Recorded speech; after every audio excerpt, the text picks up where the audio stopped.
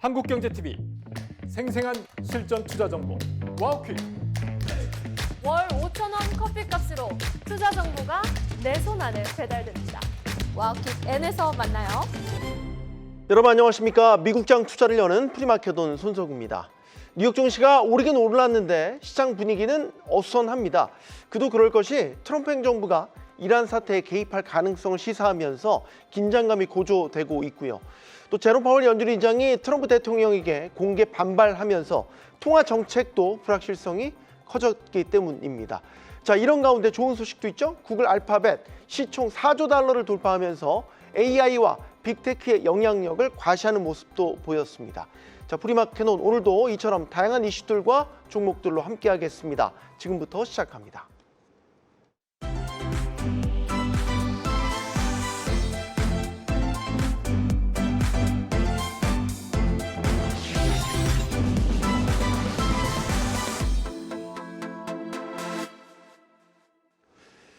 자, 베네수엘라 사태에 이어서 이란 사태가 어디까지 확장될지 가늠이 잘 되지 않습니다. 일단 우리가 주시하고 있는 건 트럼프 행정부, 트럼프 대통령이 이란 사태에 개입할 뜻을 시사했다라는 거죠.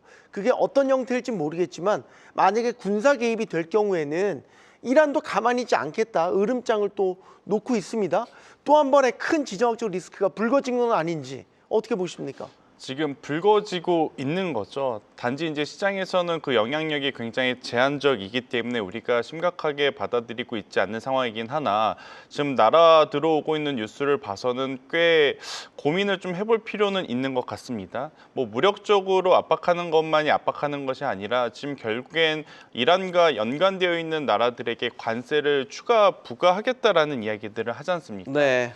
이렇게 되면 뭐 꼭 도발하는 방법이 물리적인 도발뿐만 아니라 지금 정치적으로 정책적으로 이제 도발을 하게 되는 요소들이 작용이 된다라고 하면 증시에서는 굉장히 또 부담스러울 수밖에 없는 상황이다라고 좀 말씀드릴 수 있을 것 같고 특히나 이란과의 사태는 근데 사실 매년 연초에 한 번씩은 꼭 불거졌던 것 같습니다. 최근 2년에서 3년 동안의 흐름을 보면. 근데 지금 이란 내에서 지금 일어나는 사태 자체가 그동안과는 굉장히 다른 약간의 격양된 모습들이 좀 많이 나오는 상황이다 보니 이 부분에 대해서는 저는 경계는 하시면서 시장을 좀 봐야 되지 않을까라는 생각을 하고 있고 이제 WTI 유가 선물에 대해서 많이들 고민을 하시는데 사실 이 부분은 최근에 이란에 대한 이야기가 나오기 전에 베네수엘라를 먼저 조금 안정화시킨 것이 조금은 유가 안정화에 더 도움이 될 것 같다는 생각을 해요. 그래서 지수에 대한 영향력은 있겠지만 유가에 대한 그 영향력은 단기적인 변동성은 있겠으나 크게 걱정할 필요는 없지 않겠는가로 정리를 한번 드려보도록 하겠습니다. 네, 이게 이제 베네수엘라 사태와는 결이 다른 거는 이란 같은 경우 뭐 중동을 양분하고 있는 수니파와 시아파가 있는데 시아파의 맹주이죠. 그리고 대표적인 이제 미국 그 체제에 저항을 하는 그래서 이란 내의 경제를 저항 경제라고 부르기도 합니다. 그런 이란이 지금 내분에 휩싸였고 지금 뭐 사상자가 뭐 전에 외신을 통해서 보도된 바에 따르면 2,000명 막 이렇게 육박한데 이렇게 사태가 커지고 있단 말이죠. 이런 가운데 이제 미군이 개입하는 거니까 이게 어떤 지역의 국지적 충돌이 아니라 그 지역 일대에 큰 지정학적 리스크로 확대될까 봐 이 부분을 두려워하고 있는 거 아니겠습니까? 네, 지정학적 리스크가 확대될 가능성도 있어 보이지만 뭐 그거는 좀 더 사태 추이를 지켜봐야 될 것 같고 미국이 역시나 이란이나 베네수엘라 같은 모두 반미 성향의 짙은 나라 관련돼서 특히나 또 원유와 연관된 다만 원유의 성격이 서로 좀 상반되는 측면이 있다는 거에서 시장은 좀 집중을 하는 것 같고요.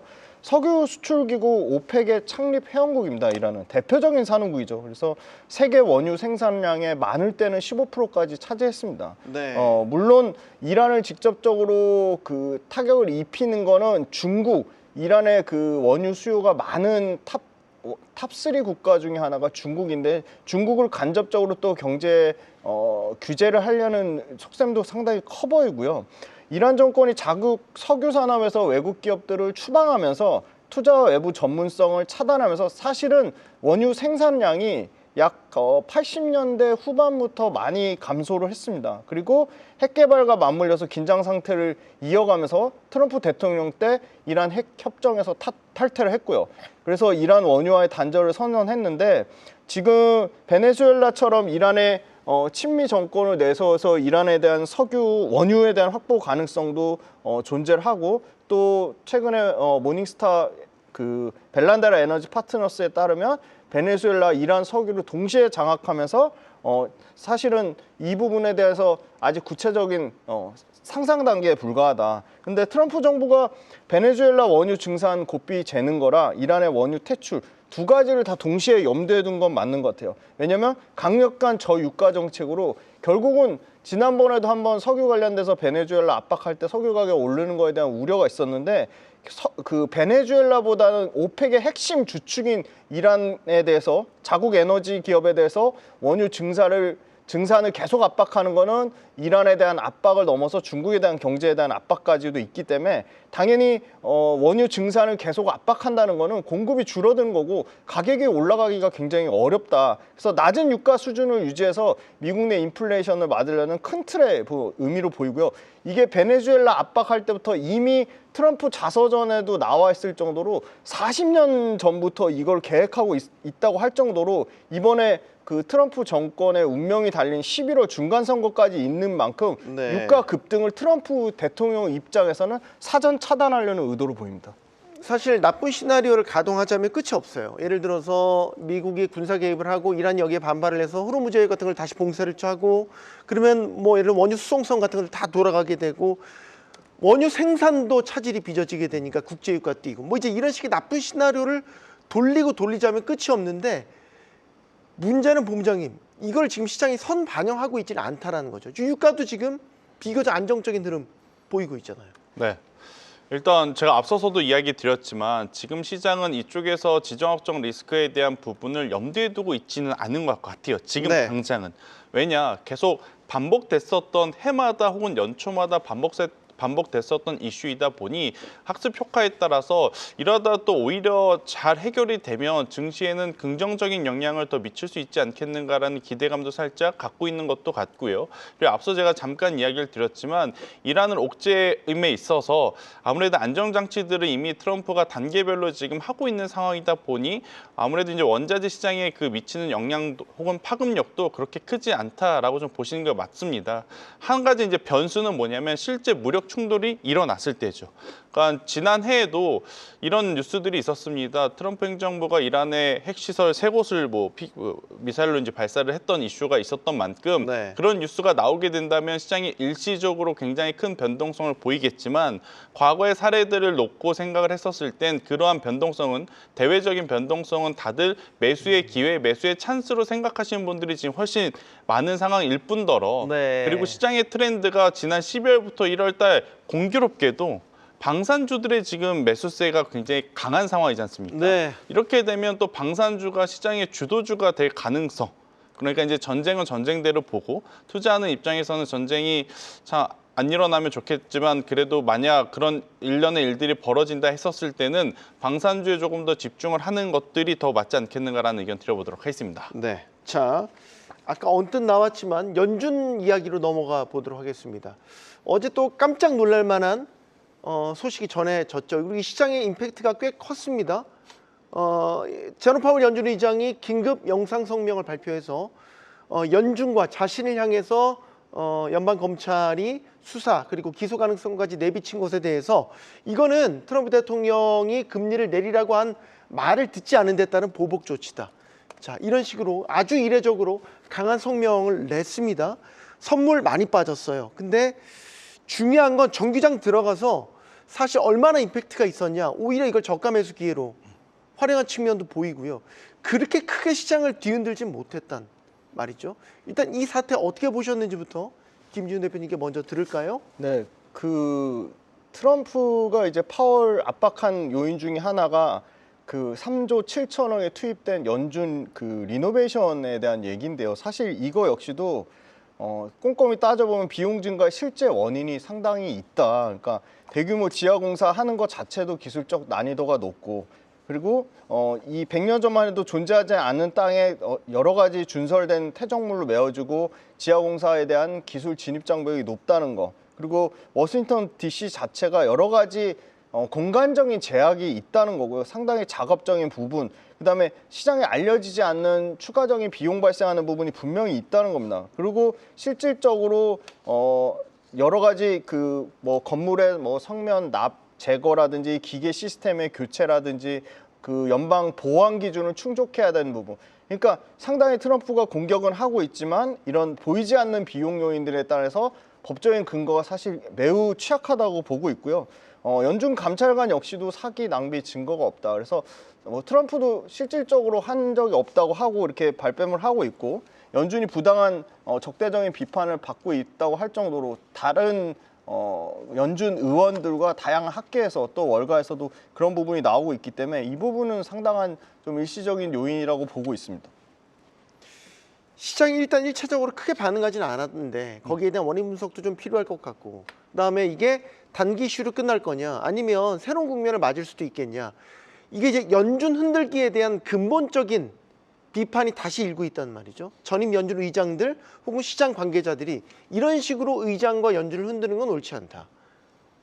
더군다나 이게 어제 조금 더 시장에 우리나라 장중에 영향을 줬던 이유 중에 하나는 그동안에 펄 연준 의장은 아무런 대응을 안 해왔었습니다. 네. 근데 이제 어제는 좀 달랐던 거죠. 안경도 벗었죠. 정면적으로 반발을 했다라는 것에 네. 안경도 좀 벗으면서 굉장히 화가 난 그 네. 젊은 분이 네. 점잖은 분이 그렇죠. 굉장히 화가 난 듯한 모습을 네, 보였어요. 그렇게 이제 강경한 태도를 보이다 보니 시장에서는 조금은 당황스러운 부분들이 일시적으로 나타나긴 했지만 트럼프 진영이라고 불렸던 베센트 재무장관도 사실은 네. 트럼프의 손을 들어준 것이 아니라 파월 연준 의장의 좀 손을 들어줬고 그리고 많은 투자자분들이 파월 연준 의장의 임기가 정말 많이 남은 시점에서 이런 노이즈가 있었다면 굉장히 또 시장에 미치는 영향력은 컸을 텐데 지금 뭐 날짜 수를 계산해봐야 얼마 남지 않는 상황. 그리고 이제 곧 후임이 오기 때문에 파월 연준 의장과의 트러블을 너무 크게 확대 해석하지 않았다라고 저는 생각을 합니다. 그리고 이제 독립성적인 부분에 대해서 베센트 재무장관이 만약 트럼프 편에 서서 조금 더 압박을 했다면 굉장히 문제가 됐겠지만 굉장히 많은 공화당 쪽에서도 현재 파월 연준 의장이 임기 내에 활동한 부분에 대한 평가를 굉장히 또 높게 쳐준 부분도 있다 보니까 네. 이 부분이 크게 훼손되지 않았다라고 좀 보시면 될 것 같습니다. 오히려 지수는 낙폭을 장중에 빠르게 회복을 하면서 정상적으로 흘러갔고요.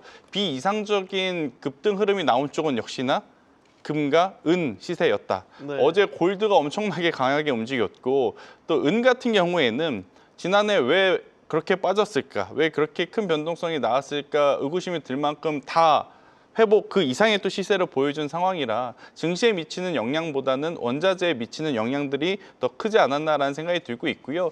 이게 만약 법정으로 간다 하더라도 지금 파월 연준 의장이 행해왔던 모든 프로세서들이 다시 원상복귀가 되는 것은 아니지 않습니까? 네. 그래서 시장에서는 그렇게까지 크게 어떻게 보면 영향은 없다로 해석하지 않았나라는 의견 드리겠습니다. 네. 자, 올 들어서 뉴욕 증시 3대 지수 흐름을 보면 거의 뭐 하루 이틀 빼고는 다 계속 가요. 일단은. 네. 근데 사실 이슈적으로 보면 되게 어수선하거든요. 베네수엘라 사태 있었죠. 이란 사태 있었죠. 뭐 연준과 트럼프 행정부의 갈등도 수면 위로 올라왔죠. 1월 FOMC 뭐 사실 인하 쪽보단 동결 쪽에 가깝게 네네. 되고 있죠. 그러니까 재료들을 보면 그렇게 오를 상황은 아닌데 네. 어쨌든 지수가 오른단 말이죠. 이게 제가 여쭤보고 싶은 건 연초 지금 미장의 투자 심리 이게 정확히 어떤 포지션, 어떤 상태라고 봐야 되는지 이거 두 분께 다 의견 들어볼게요. 김지훈 대표님부터. 네, 일단 그러면 안정자산 쪽으로 가려면 뭐 미국의 국채금리나 다른 뭐 물론 금자산에 대해서는 여러 가지 투기성 반영이 상당히 많이 돼 있다고 말씀드렸고 은자산은 투기성 수요보다는 산업에 대한 수요 때문이라고 말씀드렸습니다. 근데 지금 금리 관련돼서도 상당 부분 계속 추정치는 바뀌고 있지만 올해 안에 최소 연간 1회 그리고 많게는 2회 정도 금리 인하. 그러니까 아직도 유동성을 조이는 쪽이 아니라 유동성을 푸는 쪽에 가깝다는 의견에 사실 전체적인 시장의 사실은 돈의 흐름 자체는 여전히 안전자산보다는 위험자산으로 가는 쪽에 큰 틀에서 흐름이 꺾이지 않는다는 거고요. 그다음에 이제 계속적으로 말씀드리는 미국 그 주식에 대한 가장 큰 AI라는 큰 틀의 어떤 물론 여러 가지 노이즈는 나오고 있지만 AI가 인풀어가는 미국 경제 그리고 실질적으로 AI 경제가 다른 다양한 뭐 앞으로 미친 듯이 커질 피지컬 AI를 비롯해서 일종의 소비재와 뭐 유통산업이나 뭐 의료산업이나 얼마 전에 또 나왔죠. 엔비디아가 1112랑 또 AI 의료를 결합해서 이제 제약바이오 쪽으로 AI 바람을 또 불어넣을 것으로 예상되고 있으니까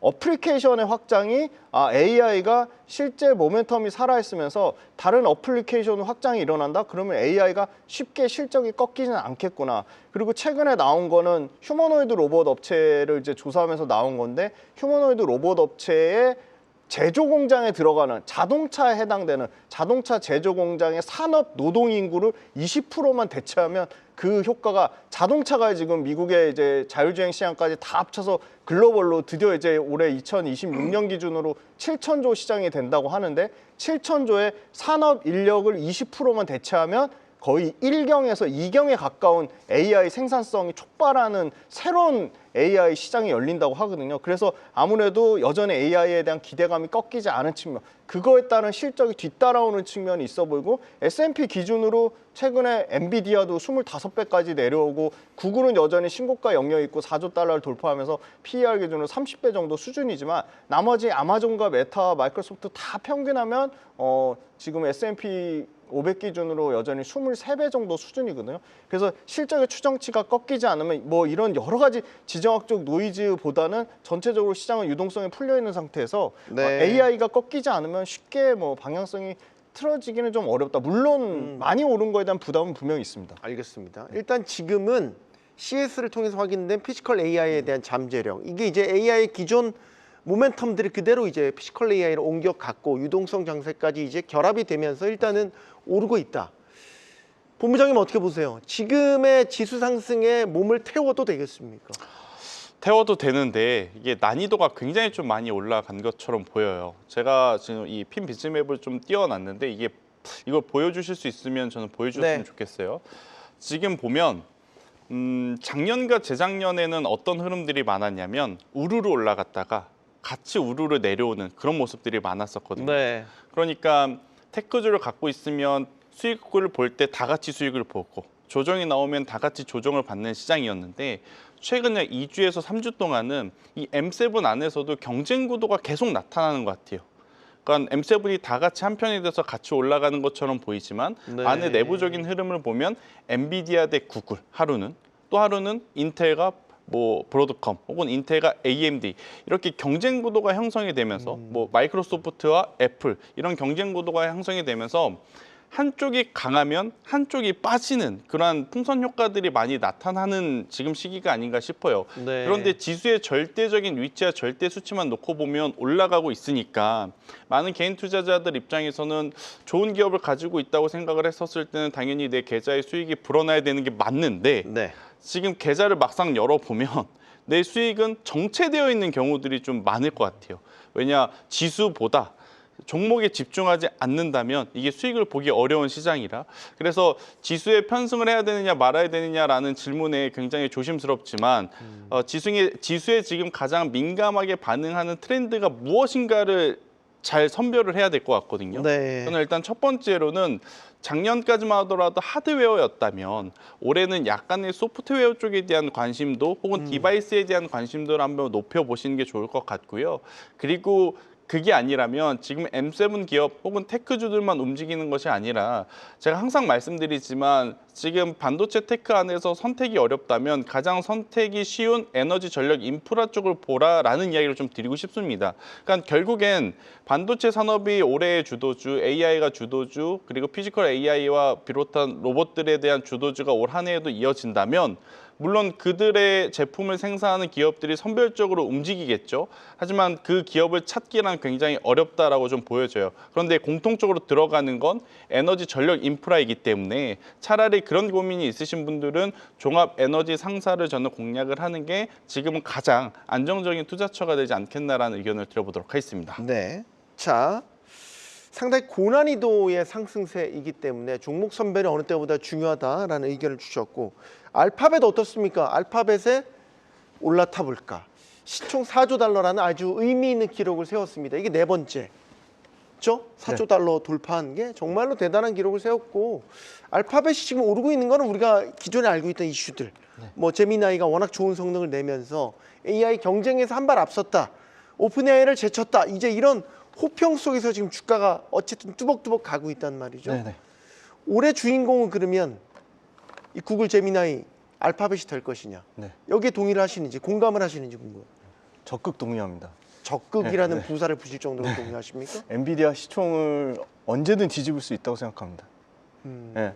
그게 또 최근에 사실은 어제 기사가 났습니다. 사실 애플이 결국은 자체 개발 못하고 시리를 이제 포기하고 구글을 생성형 AI 파트너로 적극 핵심 파트너로 낙점을 했습니다. 애플이 자체 AI 모델 완성도가 충분히 확보될 때까지 생성형 AI를 활용한다는 방침을 세운 것으로 알려졌는데요. 애플로 끝날 것 같지 않습니다. 다양한 빅테크들이 훨씬 더 가속화돼서 제미나이뿐만이 아니라 구글의 AI 풀스택 전략을 활용할 것으로 보이고 있고요. 역시나 자체적인 내부가 아니라 외부 모델에서도 구글의 제미나이가 검증했다는 게 제미나이 수익화를 가속화할 수 있다는 걸로 보이고 있고요. 애플은 LLM 경쟁의 최전선에 나서기보다 OS와 서비스 통합에 집중하고, 구글이 약한 하드웨어라는 생태계를 또 애플하고 결합하면서 또 엔비디아의 또 강력한 제미나이가 대항마로 될 것으로 보고 있습니다. 그리고 지금 그 오픈 AI하고의 점유율이 급속도로 축소되고 있습니다. 압도적으로 오픈 AI가 LLM 시장에서 거의 94%까지 올라갔다가 지금 80% 초반까지 내려왔고, 올해 아마 연간으로 되면 제미나이가 한 35%, 아주 좋게 보는 데는 38%까지 보는 데가 있더라고요.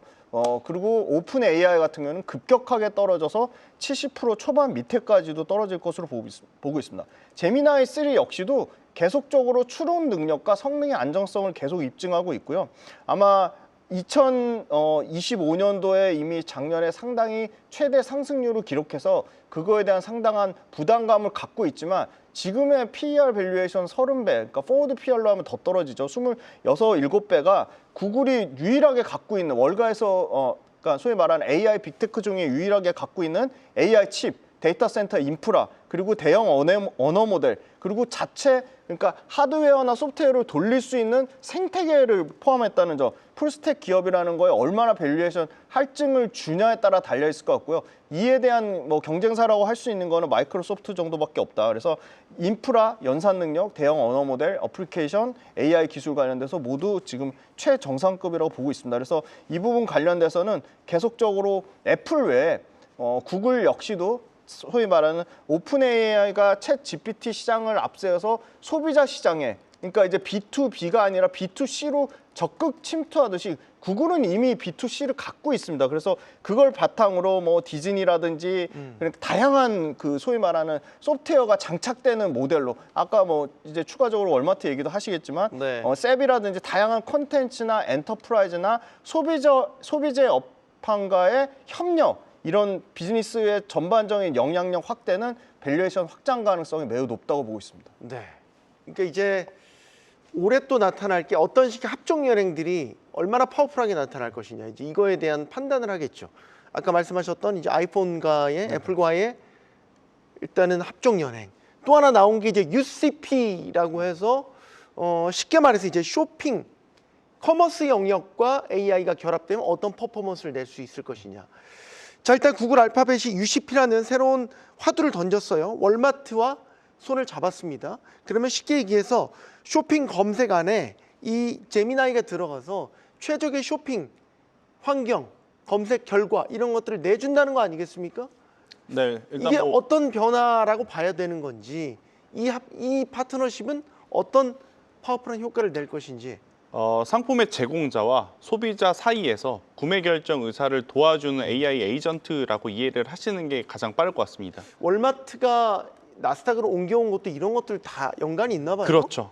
그리고 지금 우리가 여러 가지 이야기를 좀 다루다 보니 오늘 많이 여러분들이 또 듣지 못했던 이야기들 중에 하나가 카드사들 어제 간밤에 급락했잖아요. 네. 그게 뭐 연 이자 10% 이상 올리지 마. 올리지 마라는 네. 또 트럼프 행정부의 말 때문에 그런 급락이 나타났는데 저는 오히려 이런 변동성을 기회로 삼는 게 낫겠다라는 생각을 합니다. 왜 그러느냐면 간밤에 또 쇼피파이와 같은 기업들, 결제사들 같은 경우에는 이런 UCP라고 하는 전략이 먹혀들게 된다라고 했었을 땐 네. 가장 또 어떻게 보면 결제 수수료를 크게 받아낼 수 있는 업종이 되잖아요. 그럼 또 여기에 소비자들이 누구보다 빠르게 적합하게 본인이 원하는 제품을 본인이 원하는 가격대의 어떤 소비 제품을 소개를 해줘서 결제율이 많아지면 당연히 카드사에 대한 매출도 늘어날 뿐더러 쇼피파이와 같은 결제사들도 이득이 됐고 그리고 아마존이라든지 월마트 같은 업체들도 기존의 오프라인이라고 하는 벽을 넘어서 온라인에서 굉장히 빠르게 지금 자리를 잡아가는 시점이라 네. 누구 하나 손해볼 것 없는 윈윈 형태의 지금 흐름들이 나타나고 있는 상황인데 기존의 리테일이라든지 이런 결제사들 같은 경우에는 이미 시장에서는 선반영이 일부 돼서 부담스럽다면 네. 저는 오히려 간밤에 급락이 나왔었던 조정이 나왔었던 카드사들 위주로 한번 살펴보는 것도 나쁘지 않겠다. 즉 만약에 카드사의 주가의 급락이 결제 한도에 대한 부담 혹은 소비 패턴의 변화 그리고 이제 경제에 대한 고민을 나타내는 것 때문에 빠졌다면 이런 이야기를 드리진 않았을 것 같은데 일시적인 트럼프 행정부의 조금 강력한 언사 때문에 나타난 현상이라 저는 오히려 앞서 이야기한 쇼피파이도 괜찮고 월마트도 괜찮고 구글도 여전히 강력해 보이는 그러한 포인트이지만 카드사를 보는 것도 또 하나에 대한 전략일 수 있겠다라는 의견을 한번 드려보도록 하겠습니다. 이 월마트가 기술 기업으로 이제 변모를 하면서 나타나는 변화, 시장도 뭐 나스닥으로 옮겼고, 이렇게 알파벳과 또 손을 잡으면서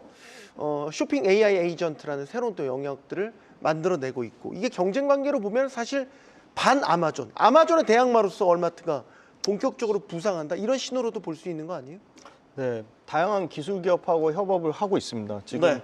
또 밝혀진 거는 또 드론 관련돼서 사실 월마트가 적극적으로 이제 드론 270개 이상에서 드론 배송 발표를 하고 있고 이용 고객이 약 4천만 명에 달할 정도로 직접적으로 AI를 다양한 어플리케이션을 상용화하고 있습니다. 고객이 원하는 시간에 원하는 시간과 장소에서 뭐 이 드론 배송을 통해서 20분 안에 근데 이게 급격하게 지금 200만 명 수준의 서비스 고객이 20배로 확대된다는 거니까 서비스가 확대되면 당연히 매출과 이익의 외형 성장이 나올 수밖에 없을 거고 그럼 월마트의 밸류에이션도 확장은 될 겁니다. 월마트의 파트너사 그럼 월마트만 수혜를 받는 게 아니라 당연히 드론 회사도 당연히 같이 수혜를 받을 거라고 보고 있고요. 월마트와 아마존 그리고 배달앱 도어대시 역시 다양한 드론 배송 서비스를 도입하면서 AI 쇼핑의 어떤 확장성이 상당히 기대가 되는 부분이 있습니다. 사실은 드론은 여러 가지 법 규제를 받았었는데 작년 8월부터 연방당국이 드론의 가시권과 비행을 허용하는 방향으로 규제를 완화하고 있다. 근데 지금 소비 침체에 대한 우려도 있고 뭐 여러 가지 이제 금리가 생각보다는 빨리 안 떨어지니까 트럼프와 파월의 노이즈도 있지만 전반적으로는 생각보다 미국 경제가 하반기 갈수록 조금은 더 회복되는 국면으로 가지 않을까. 그렇다고 하면 소비재 기업들이 이런 AI를 통해서 생산성 향상을 이루고 실제 외형 성장까지 이룬다고 하면 아주 극히 압축돼서 월마트라든지 타겟이라든지 TJMX 같은 회사들은 충분히 그 안에서 그 생태계 안에서 선점 효과를 누릴 수 있다고 보고 있습니다. 알겠습니다. 자, 월마트의 변신이 시사하는 바가 이렇게 폭넓고 확대되고 있군요. 앞으로의 변화상을 또 지켜보도록 하고요. 엔비디아 이슈를 살펴보겠습니다. 그 유명한 짐 크레이머가 엔비디아가 미치도록 싸답니다.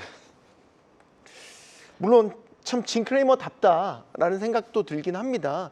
근데 이제 싸다라는 근거가 예를 들어서 선행 PR을 이야기를 하고 있는데 네. 글쎄 이거는 이제 우리 여기 계시는 우리 두 분도 짐 크레이머의 생각에 동조하는 분도 있을 거고 네. 동의하지 못하시는 부분도 있을 것 같고 어떻게 보세요? 엔비디아가 지금 싼 거예요? 일단 선행 PR 25배. 뭐 숫자로 보면 많이 네. 낮아진 것은 맞죠. 뭐 테슬라나 팔란티어 이런 데랑 비교하면 뭐 미친 듯이 싼 건 맞는데 무지 많이 내려왔죠. 동종업계 비교해봤을 근데 때 이제 싼가? 그렇죠. 나도 이제 모르겠네. 동종 업계 내에 뭐 지위를 생각하지 않고 숫자만 놓고 보자면 이것 또한 부담이 되는 것은 맞지만, 하지만 엔비디아가 가지고 있는 해당 섹터 내외 지위라든지 상징성을 생각을 해보면 저는 여전히 밀려 내려올 때마다 엔비디아는 우선 담아내는 게 중요하다. 그러니까 엔비디아를 가지고 있는 분과 가지고 있지 않는 분의 포트폴리오 운영의 폭 자체가 저는 다르다라는 생각이 들어요. 네. 없다가 올라갈 때 이걸 살 걸 말 걸 하시는 분들보다 일단은 포트 안에 가지고 있어서 이게 무조건 수익이다라기보단 물리더라도 가지고 있어야 뭔가 새로운 섹터라든지 새로운 테마가 나타났을 때 그것을 좀 여유롭게 운영을 할 수 있는 여유가 생기는 거지. 저는 그런 관점에서 보면 엔비디아의 지금의 위치는 물러설 때라기보다는 한번 분할 매수의 관점으로 보셔야 될 때. 하지만 요 구간에서 사지 않고 요 구간에서도 사지 않고 이 구간에 지금 이제 사는 분들은 아무래도 높게 사는 만큼 하이 리스크가 있다라는 겁니다. 그렇기 때문에 욕심을 내실 필요는 없고요. 그리고 23년도, 24년도, 25년도 그렇게 미친 듯이 또 속도를 내면서 올라왔던 것을 생각을 하고 내가 이제 샀으니까 올해에도 이런 속도감을 내야 돼 라고 기대를 하기에는 다소 부담일 수는 있겠습니다. 하지만 그래도 네. 없는 것보다는 지금 포트에 가지고 가는 게 주도주가 여전히 AI와 반도체다라고 생각하시는 분들에게는 굉장히 중요한 포인트가 아니겠는가라는 의견을 한번 드려보도록 하겠고요. 지금 베라 루빈에 대해서 이번 컨퍼런스 콜에서도 명확하게 이야기가 나온 게 에너지 효율이 좋다는 것 하나와 두 번째로는 양산에 들어갔다라는 것, 그리고 여전히 수요는 굉장히 높다. 이것들이 젠슨왕 CEO 입을 통해서 우리가 확인을 했기 때문에 저는 신뢰를 보이면서 투자를 해보시는 것도 괜찮지 않겠는가라는 의견 드리겠습니다. 네. 사실 이건 이제 김준 대표님 의견도 들어봐야 돼. 아까 이제 알파벳에 대해서 강력한 매스콜을 외치셨기 때문에 일단 GPU 대 TPU 대 대결 구도도 만들어졌고 네네. 뭐 비슷한 결로 계속 가고 있고 말이죠. 네네. 그러면 진 크레이머가 지금 엔비디아가 미치도록 싸다라고 한다면 여기에 동조를 하시겠습니까? 아니라고 외치시겠습니까? 비싼 건 아닌데 그럼 앞으로 계속 비싸질 거냐에 대해서는 고민을 해봐야 된다고 보고 있습니다. 무슨 말인지 모르겠습니다. 네. 그러니까 어렵게 말씀하지 마시고. 네네네. 그러니까 계속 엔비디아를 계속 그냥 주가가 빠진다고 계속 싸다고 얘기하기는 좀 어렵지 않을까라고 생각합니다. 그러니까 지금 엔비디아 PER 25배가 PER 25배니까 다른 빅테크 비해서 구글에 비해서 네. 또는 뭐 마이크로소프트에 비해서 메타에 비해서 싸네 이렇게 얘기하면 안 될 것 같습니다. 그래요? 네. 그러면은 짐 크레이머는 지금이 어떻게 보면 막차 탈 기회다. 네네. 라는 측면에서 미치도록 싸다. 지금 사야 된다. 네네. 그건 여러 가지 전제가 들어간 것입니다. 계속 GPU가 지금의 점유율을 유지한다는 가정인 것 같은데요. 저는 상대적으로 계속 GPU의 점유율은 계속 떨어지고 GPU의 점유율은 계속 떨어지고 TPU나 다른 아식 주문형 반도체가 물론 GPU를 대체할 수 없습니다. 그런데 앞으로의 시대는 계속 추론의 시대로 간다고 하면 GPU의 시장 점유율은 앞으로 계속 뺏길 위치에 있다고 보고 있습니다. 그러면 지금 엔비디아 주가의 더 확장성을 본다고 하면 역시나 피지컬 AI와 최근에 일라일리와 계약을 맺은 다른 어플리케이션하고 확장성에 GPU가 훨씬 더 많이 작동이 된다고 하면 충분히 그 부분은 밸류에이션의 상향 조치가 있어 보이는데 사실은 23년도에도 200% 올랐고 24년도에도 100% 올랐고 작년에도 40% 가까이 올랐습니다. 합쳐서 지금 3년 동안에 거의 340%에서 350%가 올랐는데 이 부분 주가 올라간 게 당연히 뭐 급등 과정에서 짐 크레이머는 자연스럽게 나타난 조정 과정이라고 하지만 성장 동력 그리고 외형 숫자, 매출과 실적에 대한 그 성장률이 급격히 떨어지지는 않더라도 성장률 자체는 계속 유지되는 거를 계속 증명해야 된다고 보고 있고요. 근데 반면에 구글이나 다른 아마존이나 메타 진영은 계속 지금 점유율을 뺏고 있는 오히려 1등의 자리를 유지하고 있는 엔비디아보다는 추격하는 입장이 훨씬 더 마음이 편한 상황이다. 그래서 엔비디아가 지금 CES 2016에서 그 현대차하고의 이런 강력한 자율주행 협력 그리고 웨이모하고의 또 협력 이런 자율주행 산업 내에서 핵심 기업으로 부상하고 AI 의료라는 이런 확장성을 시장에서 또 새로운 밸류에이션을 주면 또 휴머노이드 로봇이라는 새로운 밸류에이션을 주면 엔비디아가 지금 단계에서 다시 뭐 시총 4조 달러 막차라고 얘기할 정도로 다시 한번 밸류에이션의 확장성이 있겠지만 기존에 지금 진행하는 대로만 간다고 하면 지난번에 그 얘기도 드렸습니다. 지금 메타가 엔비디아의 강력한 플랫폼 그걸 이제 깨고 다른 형태의 플랫폼을 제공해서 오픈 소스로 하는 그것도 엔비디아의 앞으로의 강력한 위협이 될 수 있다. 그런 여러 가지 엔비디아는 도전 과제에 놓여 있다. 그렇게 말씀드리겠습니다. 네. 자, 마지막으로 하나만 더 짚어보죠. 아까 잠깐 언급하셨지만 본부장님, 트럼프 대통령이 카드 네. 금리에 대해서 10% 제한 이야기를 꺼내놓으면서 금융주들이 지금 된설을 맞았잖아요. 네. 이게 이제 여기에 대해서 연준이 또 비판적인 입장을 또 보고서를 냈단 말이죠. 이게 이제 얼마나 갈까요? 지금 이제 어닝 시즌이고 그리고 금융주들부터 이제 실적 발표를 하는데 이게 찬물을 끼얹는 이슈가 되는 건지. 그러니까 제가 앞서서도 이야기 드렸지만 저는 이걸 오히려 본격적으로 한번 투자의 기회로 삼아 보는 게 더 맞겠다라는 생각이 듭니다.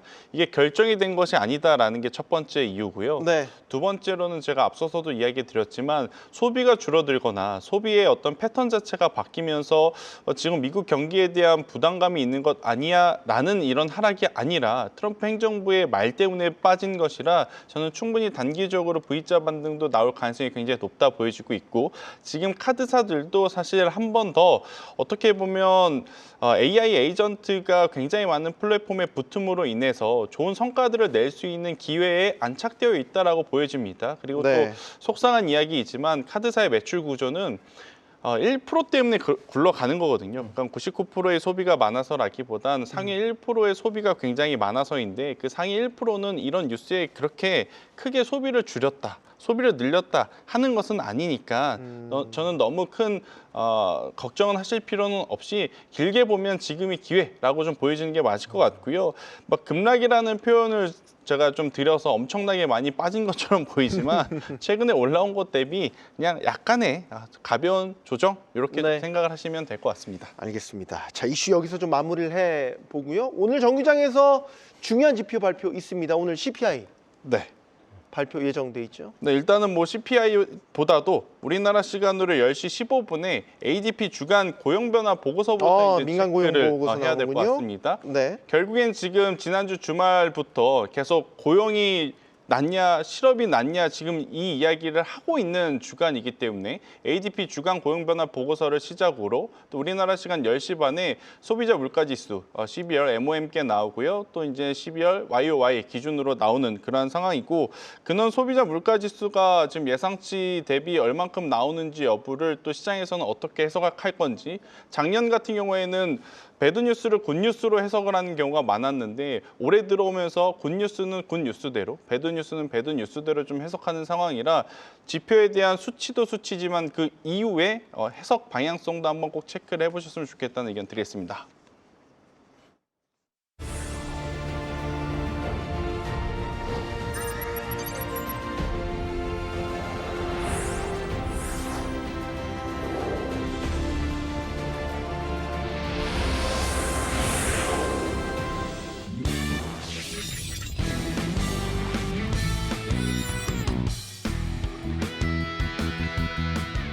네, 조금 전 프리마켓 시장도 개장을 했습니다. 지금 이 시각 상황 알아보겠습니다. 서희영 캐스터가 준비하고 있습니다.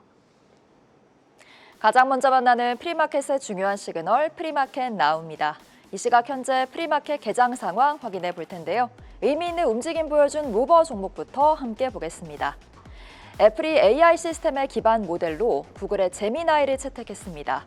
이는 애플의 AI 비서 시리의 신규 버전과 애플 인텔리전스 구동의 핵심 동력이 될 전망인데요. 해당 소식에 어제 애플은 소폭 상승했고 오늘 프리장에선 조정이 나오면서 약보합세에 나타내고 있습니다. 이 같은 소식에 힘입어 알파벳이 시가총액 4조 달러를 경신했습니다. 구글 제미나이를 향한 기대감이 커진 영향인데요. 지난해 9월 시총 3조 달러를 넘어선 지 불과 4개월 만입니다. 오늘 프리장 주가도 소폭 상승세에 이어가고 있습니다. 알파벳의 텐서 처리 장치, TPU를 공급하는 브로드컴도 어제 동반 강세를 보였는데요. 앞서 브로드컴은 시장 예상치를 웃도는 4분기 실적을 공개한 바 있습니다. 오늘 프리장에선 차익 매물을 소화하며 약보합세에 나타내고 있습니다. 이어서 아카마이 확인해 보겠습니다. 클라우드 보안 기업 아카마이가 어제 강세를 보였습니다. 모건 스탠리가 목표가와 투자 의견을 모두 상향한 영향으로 풀이되는데요. 모건 스탠리는 아카마이의 성장 잠재력이 저평가됐다고 설명했습니다. 다만 오늘 프리장에선 조정을 받으면서 보합권에 머물고 있습니다. 다음은 팔란티어입니다. 시티그룹이 팔란티어에 대한 투자 의견과 목표가를 상향했습니다. 미국 정부의 국방 예산 증가가 매출 성장을 뒷받침할 것으로 본 건데요. 해당 소식에 팔란티어는 어제 상승 마감했고 오늘 프리장에선 조정을 받으면서 약보합세 나타내고 있습니다. 한편 트럼프 대통령이 미국 신용카드사를 대상으로 1년간 이자율 상한을 제안했습니다. 이 소식에 어제 아메리칸 익스프레스는 4% 넘게 급락했는데요. 월가에선 이번 조치가 신용카드 산업의 수익성에 타격을 줄 것으로 예상하고 있습니다. 현재 프리장 주가는 강보합세 나타내고 있습니다. 트럼프 대통령이 엑슨모빌을 베네수엘라 에너지 사업에서 배제할 수 있다고 경고했습니다. 엑슨모빌 CEO가 베네수엘라 시장의 투자성에 의문을 제기하며 회의적인 입장을 보였기 때문인데요. 해당 소식에 어제 주가는 소폭 하락했고 오늘 프리장에선 보합권에 머물고 있습니다. 그럼 계속해서 오늘 특히 주목할 필요가 있는 포커스 종목 함께 확인해 보겠습니다. 가장 먼저 JP모간입니다. 오늘 개장 전 실적을 발표하는 JP모간을 시작으로 본격적인 어닝 시즌이 시작됩니다. 주요 금융사들의 실적이 전체 실적 시즌의 풍향계 역할을 할 전망인데요. JP모간은 4분기 매출 461억 7천만 달러, EPS 4.91달러로 전년 동기 대비 증가한 실적을 낼 것으로 보입니다. 파이퍼 샌들러는 지난달 JP모간의 비용 증가 경고가 오히려 투자자들의 눈높이를 낮춰 실적 발표에 대한 부담을 덜어줬다고 평가했습니다. 오늘 프리장 주가는 관망세가 짙어지며 보합권에서 움직이고 있습니다. 이어서 델타항공 확인해 보겠습니다. 마찬가지로 오늘 개장 전 실적을 발표하는데요. 4분기 매출은 147억 2천만 달러로 전년 같은 기간 대비 소폭 늘 것으로 보입니다. 반면 EPS는 1.53달러로 비용 증가로 인한 이익 감소가 예상되는데요. 그럼에도 도이체방크는 지난주 델타항공의 목표가를 72달러에서 85달러로 상향했습니다. 그러면서 강력한 모멘텀으로 이익 내구성을 입증했다고 평가했습니다. 오늘 프리장 주가는 실적 발표를 앞두고 관망세가 짙어지며 약보합세 나타내고 있습니다. 마지막으로는 TSMC 살펴보겠습니다. 미국과 대만의 무역 협상이 곧 타결될 것으로 알려지며 TSMC가 부각되고 있습니다. 뉴욕타임스는 미국과 대만이 상호 관세를 20에서 15%로 인하하고 미국 내 반도체 투자를 확대하는 내용의 협상 타결이 임박했다고 보도했는데요. 여기엔 TSMC가 미국 내 반도체 생산 시설을 추가 건설하는 계획이 포함될 전망입니다. 어제 TSMC 주가는 2% 넘게 올랐고 오늘 프리장에선 차익 매물이 나오며 보합권에서 움직이고 있습니다. 네, 이렇게 여러 종목들 함께 살펴봤는데요. 뉴욕 증시는 오늘부터 시작될 대형은행의 실적 발표를 기점으로 본격적인 어닝 시즌을 맞이할 전망입니다. 그럼 지금까지 프리마켓 나우 서효원이었습니다.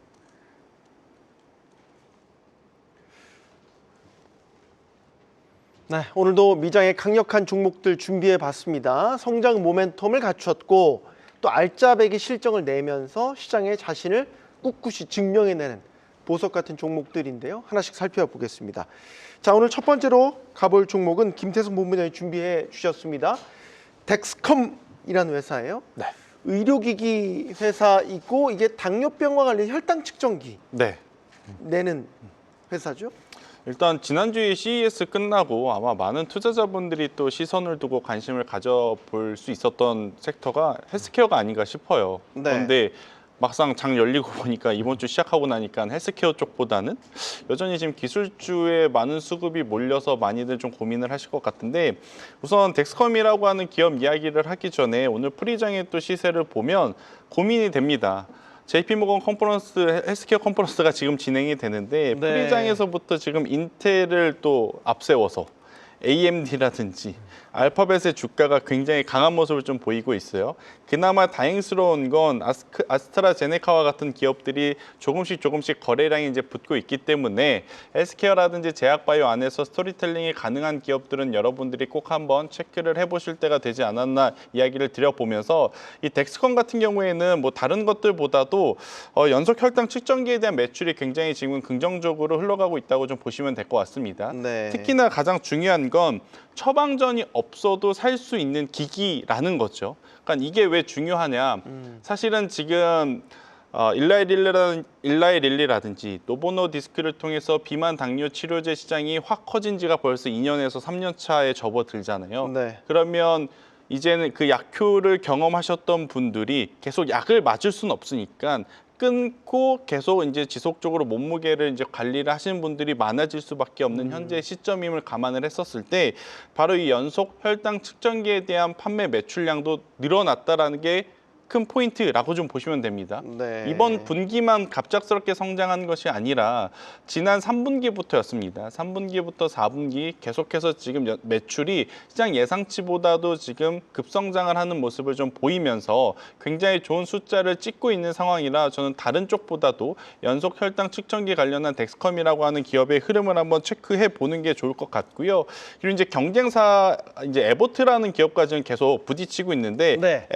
에버트라고 하는 기업들보다 훨씬 더 지금 실적이 좋다라고 알려져 있어요. 그래서 이제 왜 좋은가 봤더니 이 덱스컴이라고 하는 기업의 전체 매출에서 가장 높은 비중을 차지하는 쪽이 바로 소모품 비중이라고 좀 보시면 될 것 같습니다. 네. 그러니까 이 연속 혈당 기기뿐만 아니라 여러분들이 흔히 쓰는 미용 의료 기기들 처음에 기기를 살 때 비용도 비싼데 계속 이제 쓰다 보면 그 뒤에 이제 소모품이 매출이 발생이 되거든요. 네. 이 소모품 매출은 마진율이 최소 70에서 75% 이상이 됩니다.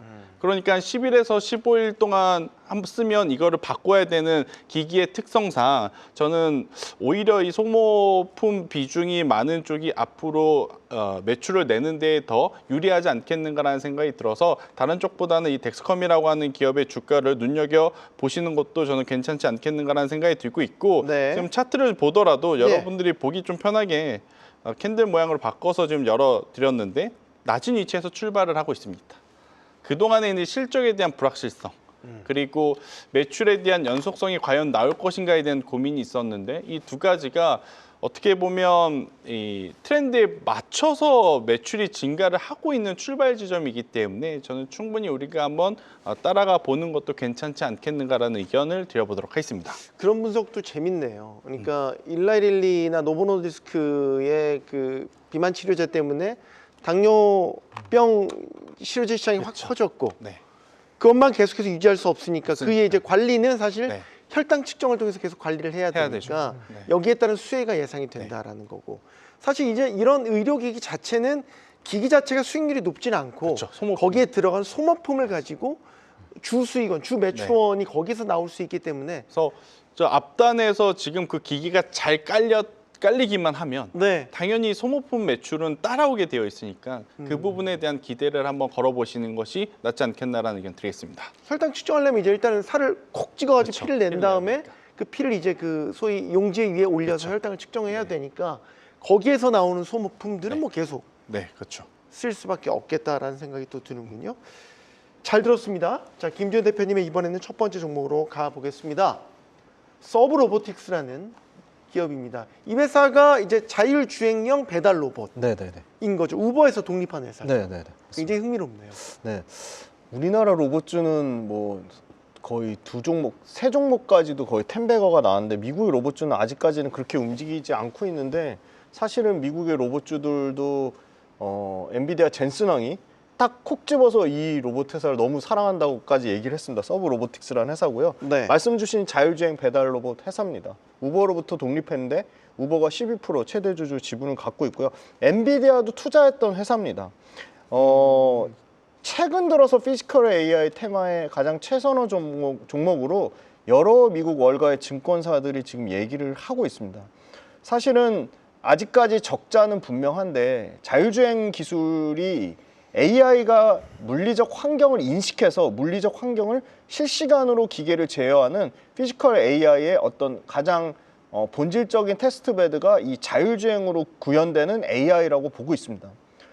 뭐 사실은 그 텍사스 오스틴에서 레벨 4까지 물론 제한된 환경이지만 네. 구글의 웨이모 빼고는 사실 테슬라도 최근에 돌아다닌 거는 전부 모두 레벨 2.5입니다. 일반 소비자한테 판매되는 거. 그러니까 로보택시에만 한정해서 보면 텍사스뿐만이 아니라 미국 내 전역에서 자율주행 관련된 로봇 만드는, 그러니까 자율주행 로봇이니까 당연히 자율주행 기술이 혁신이 제일 빠르게 이루어지고 있는 회사 중에 하나죠. 그래서 기술력도 테슬라의 기술적 구현 난이도와 비교 자체는 불가합니다. 왜냐하면 승용차라는 복잡한 일반 도로 환경과는 상당히 제한적인 부분은 있지만, 근데 우버이츠나 도어대시가 분명히 이 회사의 기술력을 상당히 높이 평가한 것 같고요.